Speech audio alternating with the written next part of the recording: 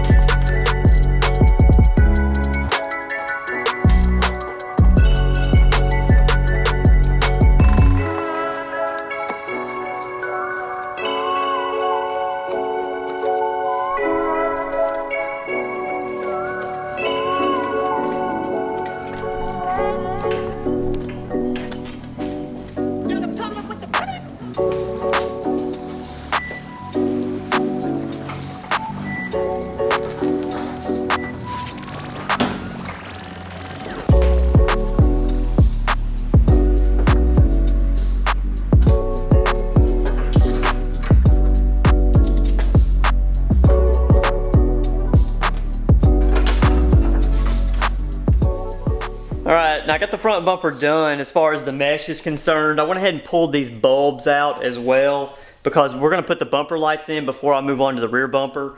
But the car came with clear corner lights and clear bumper lights, and I've got those right here. They're aftermarket lights. They've got the reflectors in them. These don't look bad, the clear ones, but these clear bumper lights have seen better days. The gaskets are pretty much toast on them. Some of the chrome inside is coming off. So they're not in the best shape at all. My buddy Craig Gentry, he actually had some of these that he just bought for his CRX that he was going to buy, but he decided to go a different route. He went ahead and got a DA Integra, like an Integra RS. If you want, check his channel out at I Am Craig Gentry. I'll link it down in the description below. But he gave me these lights to use on this car, so we're going to open these up and check them out and see what they look like on the car. And I want your opinion whether we ought to run the orange or amber lights or try to stick with the clear lights and see what that looks like.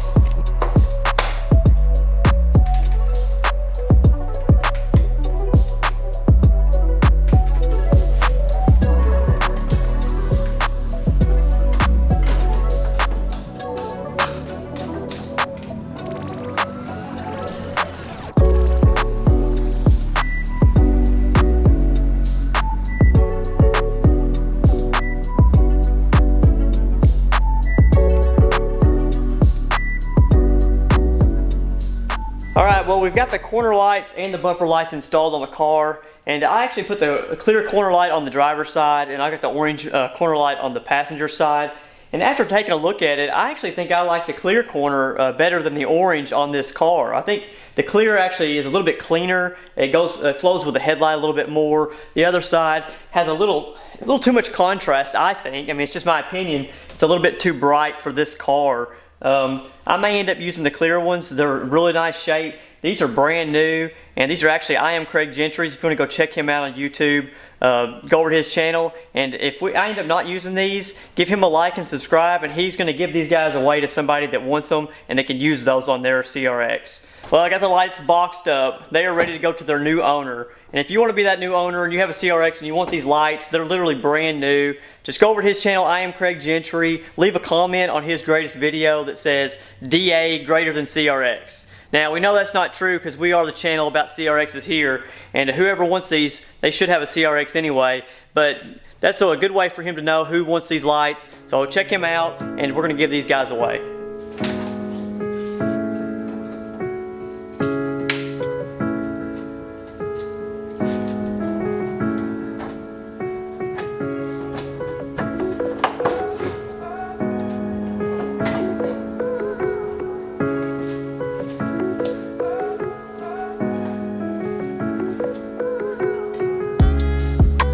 There is nothing to attach to here whenever I lay the mesh over here. So that's why they had this epoxied on, is because if you were to take a screw and try to screw into here, this is so thin you're going to puncture through the visible part of the bumper. So I think I'm going to have to do the same thing they did, is once I get this cut out, I'm going to overlap it a decent amount, and I'm going to have to epoxy this to the bumper itself. I don't know of any other good way to attach it without it wanting to come off. Alright, I'm back from the store with some epoxy. I'm going to go ahead and get this cut out, and then we'll get it attached.